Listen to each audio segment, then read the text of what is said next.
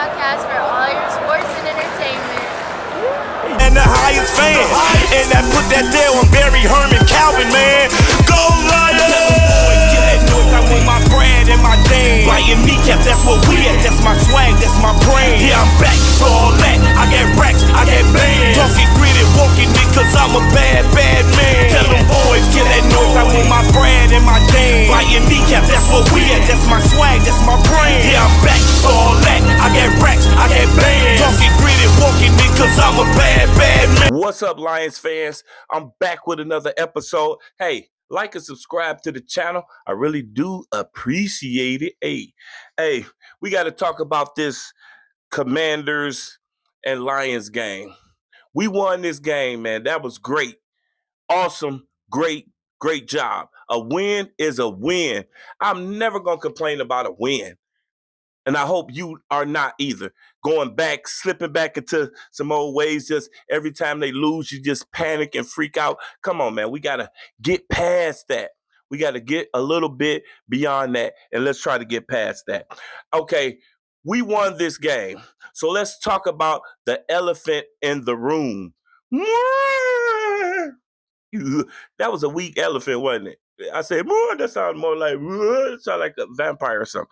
Anyway, the elephant in the room. Let's go back. I had a snippet, and I had a snippet in the earlier parts.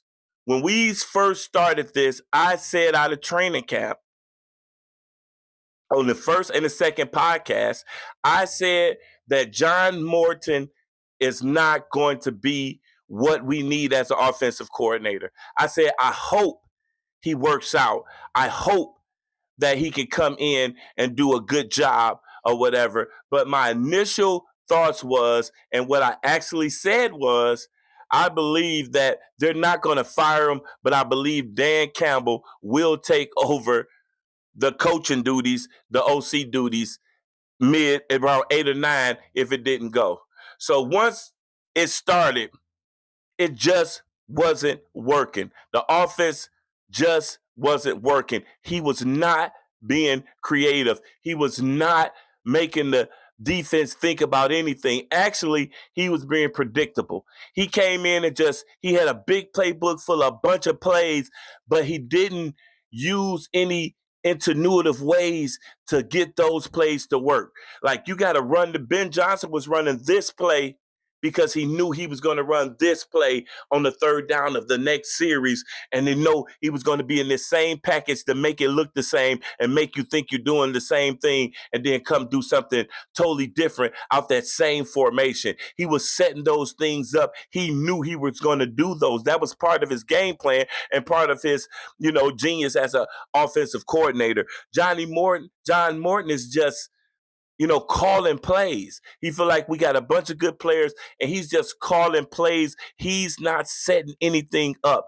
And as far as using everyone, he was not using everybody. He was literally force feeding the ball to St. Brown and Gibbs. Look at some of the things. The elephant in the room. Look at this. Jared Goff was 25 for 32, 320 yards, 3 touchdowns. Jahmyr Gibbs had 15 carries for 142 yards, 3 touchdowns. Demo had 15 carries also with 71 yards. J-Mo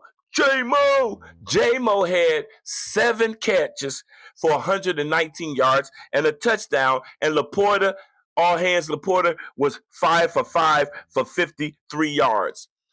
First time over 500 this year. 500 yards gained totally. The 7th time that they've done it since 2022, and the next team closest is, I believe, Kansas City and Baltimore with 4.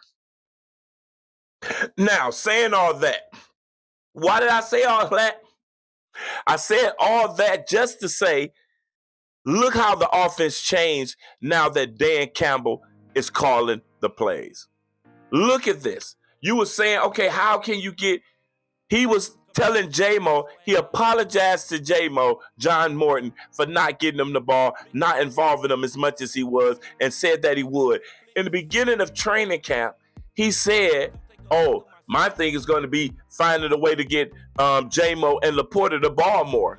It did not happen under his regime. As soon as Dan Campbell takes over, J-Mo receives 7 targets for 119 and a touchdown. That's not by chance. That's not by chance. He's working the system that we had going on, setting up one play for the next play, but being consistent also with the run and running at right places, calling the right runs at the right times. And that's what we were missing. Also, Demo and Jahmyr Gibbs. It's been so lopsided with Demo and Jahmyr Gibbs. And that's why the running game been inconsistent, because he's not running them in the right spaces. He's just running them when he feel like, okay, I'm just going to run them here with no plan in mind, with no concept of the whole scheme of the play. And this time, this game, they both get 15. We back to the balance. Back to the balance and running. They both get 15 carries. Jahmyr get the 142, and David gets his 71 yards. It's the balance that's needed. Not a heavy dose of Jahmyr, and then on short yardage, you put in Demo or something. That's not how it was going. That's not a 1-2 punch. That is not a 1-2 punch. Now we back to the 1-2 punch, and look how effective it is. Getting Laporta and J-Mo the ball, look how easy that can be schemed up. It's not no rocket scientist or anything. If they double and say, why not? Scheme them open. Scheme them plays. And all of a sudden, they just both excel in this game when Dan called it. The running is even. You know what I'm saying? Everybody ate, so we score 35 points. Because everybody ate. That's what this team is all about. And if you mixing things up, it even helps the offensive line. If you have missing pieces or you have your offensive play calling has to help that line. Not just help them just so you can help pass protection. I mean, help them with designs and schemes that's going to help them look good and make plays. You have to find that niche and he don't have that niche. And I said from the beginning, working up in the booth, it's not going to be something that Dan Campbell and this team he said, okay, he didn't mind. Everybody act like they didn't mind. But this team is about grit. This team is about accountability. This team is about family. So if you up in the booth and things is going chaos down here with Jared, why wouldn't you be down here to look him in his eyes and tell him exactly what you want, exactly what you see? It's not the same coming. And then when things going bad, you're also down there in the midst of the fire, just like them. You taking you right on with them, and you feel like you're a part of that. Up there, we don't feel like you're a part of it. I don't think the team feel like he was a part of what was going on.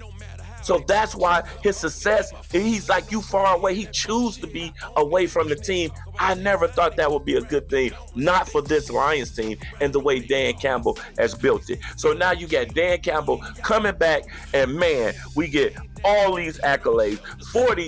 Scored 35 points, bro. 35 points. We're back to scoring over 500 yards of offense. Jared looked good. Demo looked good. Gibbs looked good. St. Brown looked good. Laporta looked good. Jay Williams looked. That's what we need, everybody. So that was an awesome game. Awesome game. Player of the game, of course, you got to be J-Mo for having I know y'all going to say Gibbs. Gibbs should be the player of the game, but come on, man. J-Mo finally gets some shots, finally gets some targets, finally gets schemed into the game plan. I feel so good about that. Good looking, J-Mo. I appreciate that. Good win for the Detroit Lions. What the defense, we got to talk just briefly on the defensive side of the ball. It's the same thing. The defensive side of the ball was giving up too much stuff. There was no pressure. No pressure. I know they didn't score a lot of points, but only because they didn't have a lot of possessions, because the Detroit Lions played a good game as far as offensively, and they had long drives, 10-play drives, 9-play drives, 12-play drives. They had long plays that kept them off the field. So that's the reason. But when they were on the field, they were effective. When they on the field, they had 4 or 5 explosive plays for over 20 yards. That stuff has got to no pressure, no sacks. The only sack we got was from BB.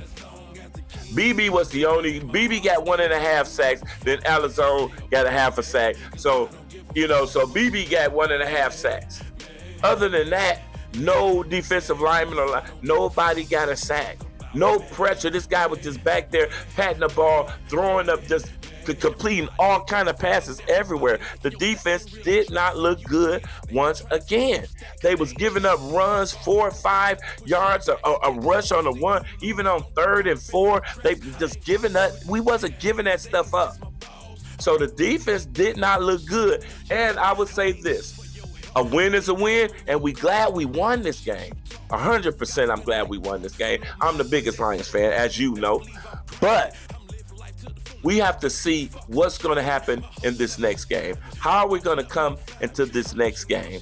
Can we put pressure on the quarterback consistently? Is that something we can do without blitzing all the time? You know what I'm saying? And then be exposed with the man-on-man coverage in the backfield. Is that something we can do? Because I don't know. It did not look good. You have to wait. Even the offense, giving kudos to Dan Campbell and the Lions, we did awesome. But this team that we just played, the Commanders, were 28th in pass defense, 29th in run defense, and like 31st in points allowed. So they were struggling. Plus, they injured, which is never an excuse because we got injuries or whatever. But their defense was not good. So we supposed to been able to move the ball and put 35, 40, even 50 points up on this offense. We should have, because they're not very good. And I was saying that going into this game. All their numbers were at the bottom. All their numbers was at the bottom. So we have to even wait to the next game to see if the offense is really back clicking and, not giving up no sacks. And this game is awesome. You know what I'm saying? Being able to run for over 200-some yards, all that's awesome. And I believe we going to head back and get clicking back. So we have to see. But this defense was very vulnerable defense for us to do that too. But the offense is working on this. Number one receiver was out the game, and their quarterback was out the game, and their running back was out the game. But they still moved and ran and threw the ball. That was disturbing. They still was moving the ball. If they had more time and more possessions, this would have been a different game. Or you would say even if Jayden Daniels was in there with the running ability and everything, this probably would have been a different game because the defense did not really look good this game. Defense did not look good this game. So that's all I have to say. But a good win, man, you can't take a win away from in the NFL, especially this time. And I'm glad, bro, because I said this at the beginning. I do not want to be the number one. I do not want to be the number one. You know why? This is my opinion on being the number one and getting that bye, the number one seed and getting that bye. We don't do good.